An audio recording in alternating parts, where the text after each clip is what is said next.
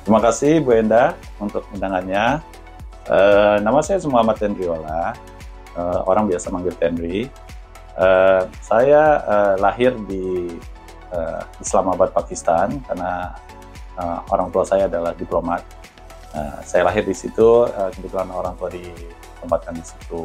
Setelah itu saya alhamdulillah berkesempatan untuk tinggal di Myanmar selama 6 tahun.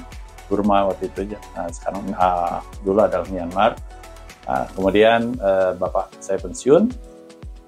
Setelah itu kita kembali ke Indonesia. Di sana saya sekolah di Jakarta. Nah, setelah itu saya masuk ke universitas di Fakultas Ekonomi UI angkatan 88. Kemudian setelah itu saya kerja di Bank Niaga. Pekerjaan pertama saya di Bank Niaga. Bertemu dengan jodoh saya, istri saya. Kami setelah itu tahun 98, pada zaman reformasi, karena keadaan sulit di sana, ya kebetulan juga kakak saya juga lagi ditempatin di sini sebagai diplomat. Saya pindah ke Amerika, ke Washington DC. Dan itulah awalnya saya berada di Washington DC dari tahun 98 hingga sekarang. Jadi waktu saya di sini mendarat di Amerika itu adalah tahun 98. Adapun program saya ke sini waktu itu tujuannya adalah mengambil S2 Master of Business Administration in Finance gitu ya. Karena background saya FEUI ekonomi, jadi saya pikir S2 adalah yang make sense. Saya dan istri saya ke sini dan sangat shock karena waktu itu adalah dingin, ya Januari adalah musim-musim dingin, kita pakai coat dingin. Dan istri adalah lagi hamil waktu itu juga, jadi kita jalan ke sana ke sini malam-malam, itu sangat sulit keadaan di sini. Tapi ya kita akhirnya alhamdulillah menyelesaikannya dalam 2,5 tahun di University di Washington DC. Kami mendarat di Washington DC dan sampai sekarang saya tetap menetap di sini area. Jadi waktu saya ke sini betul adalah semua adalah mahal, dan saya karena kurs itu adalah dolar lagi tinggi di Indonesia, sedangkan saya saat itu dijanjikan karena saya kesini adalah oleh company yang akan membiayai saya, tapi karena krismon di Indonesia akhirnya mereka withdraw. Nah, saya harus berjuang sendiri di sini. Jadi walaupun saya telah tiba di sini dengan segala kondisinya, saya bertekad untuk menyelesaikan ya MBA saya dan istri saya gitu, bagaimanapun caranya. Akhirnya kami saya terutama ya, karena istri lagi hamil, saya kerja informal itu saya kerja yang paling mudah dan paling cepat saat itu adalah dengan kerjaan lempar koran. Ya, setelah saya lulus kuliah ya, karena visa saya mengharuskan saya harus kembali. Sedangkan keadaan tanah air waktu itu kurang baik. Saya harus adjust dan harus stay di sini lebih lama. Saya kerja koran tentu saja, tapi saya merasa bahwa koran kerjaan formal dan visa dan seterusnya itu tidak hanya sementara. Akhirnya saya investasi di real estate, di mana saya akhirnya memiliki beli rumah ya, dengan tabungan saya, dengan keringat saya. Saya beli rumah 1, 2, 3, 4, 5, sampai 11. Kemudian juga ada beberapa rumah yang saya beli, kemudian saya flip seperti itu. Dan di sini saya merasa semuanya terbuka lebar, ya, peluang, dan selama kita bekerja keras dan jelilah melihat peluang. Waktu pertama kali saya mengetahui bahwa media memanipulasi dan juga itu adalah suatu Ponzi scheme, dia juga tahu bahaya. Jadi pelaku ini adalah langsung pulang ke Indonesia. Ya, dia menghilang, keluarganya juga semua ditinggalin, ada seorang istri dan 3 anaknya. Dan pada saat itu dia tidak terdengar lagi. Nah, terakhir terdengar dia ke Indonesia, dan di Indonesia pun dia melakukan hal yang sama. Sampai sekarang dia mendapatkan sebagai buronan gitu. Jadi ya proses itu dari tahun 2014 ya sampai sekarang hampir 8 tahun ya, dia Ya, kita nggak pernah mendengar lagi dari dia. Betul. Jadi sebenarnya bisnis wisata itu adalah suatu bisnis yang awalnya sudah ada di saya, tapi saya tidak menyadari. Jadi selama saya di Amerika, bahkan sebelum saya ke Amerika, saya suka jalan-jalan ke Paris, karena Paris Prancis ya, karena di sana kakak saya tinggal sana, saya suka main di sana dan seterusnya. Saya sering nganter-nganter tamu. Jadi ya, sebagai waktu itu sebagai mahasiswa, ada orang KBRI yang lagi membutuhkan supir. Nah, saya akhirnya iseng-iseng deh cari uang dan seterusnya. Dari dulu waktu saya muda saya suka cari uang gitu ya senang. Dan saya suka nyetir juga. Jadi di Paris saya sudah ikut rombongan delegasi dari KBRI, dan begitu di Amerika sama juga. Karena saya tinggal lama di Amerika, saya tahu jalan, saya tahu apa tempat-tempatnya, dan saya punya pengalaman dekat dengan, saya juga bergaul di kalangan KBRI, di institusi-institusi formal maupun private. Mereka selalu minta tolong untuk dianterin atau di service lah gitu untuk saya, untuk tamu-tamu utama mereka atau tamu-tamu private gitu. Nah, disitulah saya memulai gitu. Nah, akhirnya masih tetap part timer karena saya waktu itu banyak bisnis yang saya jalani ya, real estate tadi, kemudian trading, kemudian macam-macam bisnis, tapi tidak pernah serius di bisnis wisata ya. Kita akhirnya memutuskan untuk full time di bisnis ini. Makanya kita kita lebih memformalkan bisnis ini mulai sekarang.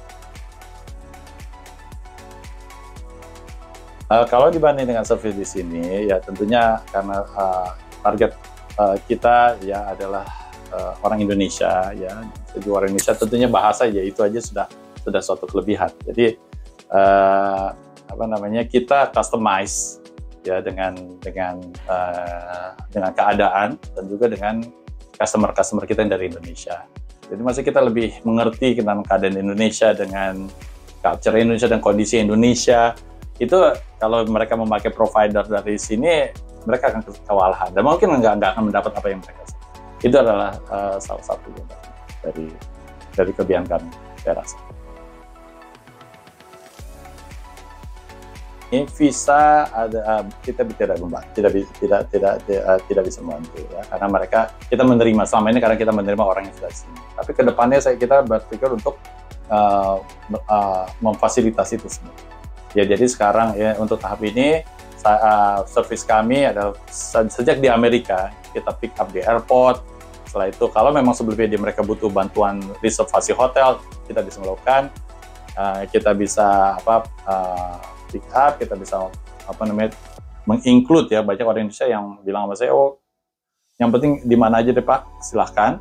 Ya minimal itu tergantung service yang dia inginkan ya. Biasanya orang kesini jelas dia tujuannya apa, dan biasanya transportation adalah yang pasti mereka butuhkan gitu.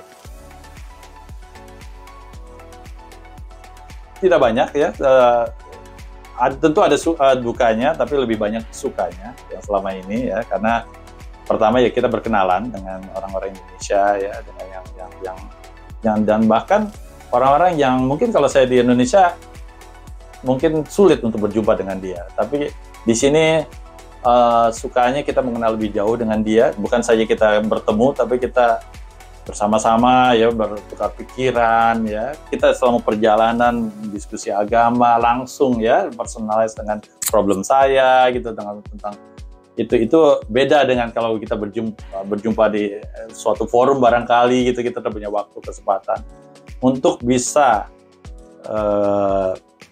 berbicara dan bertemu dan juga bersama-sama dengan orang tokoh-tokoh yang luar biasa ini. Itu adalah sangat-sangat sangat-sangat suatu pengalaman yang manis gitu untuk luar biasa bagi saya gitu ya. Dukanya ada juga gitu ya, ada yang orang yang kesini dikirain sama dengan Indonesia, Amerika adalah sama Indonesia, dia cuma menerima ini dan cuma menerima beres ya, dia nggak pengen tahu gitu, dia terima beres, dia pikir Amerika adalah sama dengan Indonesia. Jadi dia suruh Mas angkat koper, angkat ini sampai kamar saya apa dan seterusnya, yang sebenarnya itu bukan tugas kita, tapi itulah salah satu kelebihan dan itulah dinamikanya. Ya kadang-kadang kita suka kaget gitu ya, tapi ya alhamdulillah lama-lama kita juga terbiasa ya, kita juga mengerti dengan keadaan di sana, mereka nggak tahu.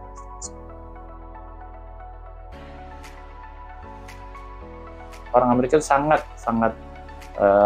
menjaga itu semua natural history. Kemudian juga ada ethnicity-nya juga, Amerika bagaimana sejarah seperti itu. Di bidang agama juga, religious-nya juga ya, bagaimana Malcolm X dulu seperti ini tinggal di situ. Mereka sejarahnya. Kemudian Nation of Islam dan seterusnya itu ada tersebar di seluruh Amerika. Jadi banyak sekali tempat-tempat yang sangat menarik untuk dikunjungi di sini yang kadang-kadang tidak terekspos di media. Tapi dengan teknologi sekarang, dengan media sosial, mungkin bisa digali lebih lanjut lagi.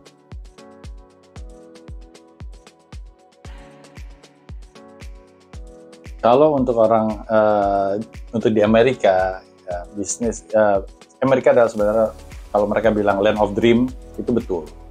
Selama kita fokus dan bekerja keras ya untuk mencapai dream itu gitu. Memang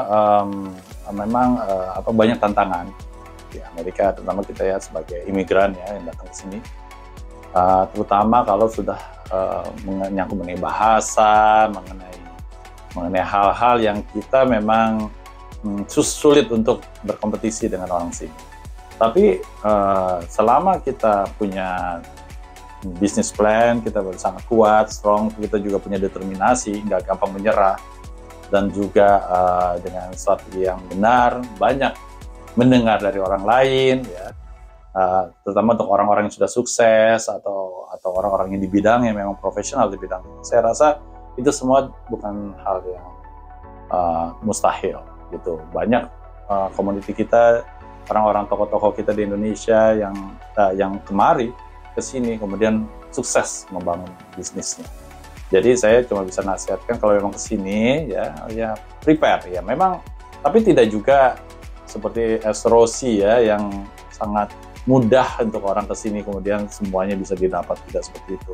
Betul, Amerika adalah negara maju, banyak yang ditawarkan di sini. Tapi selain itu kita juga harus bekerja keras, juga harus jatuh bangun, harus kuat menghadapi tantangan atau kejatuhan. Ya kalau kita mendapat cobaan, ya namanya bisnis, selalu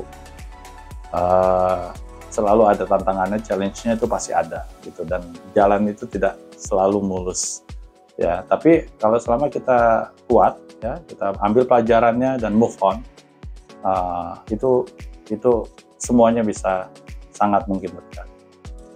Sangat mungkin kita meraih sukses di sini, karena ya negara maju mereka membutuhkan juga orang-orang seperti kita ya yang memang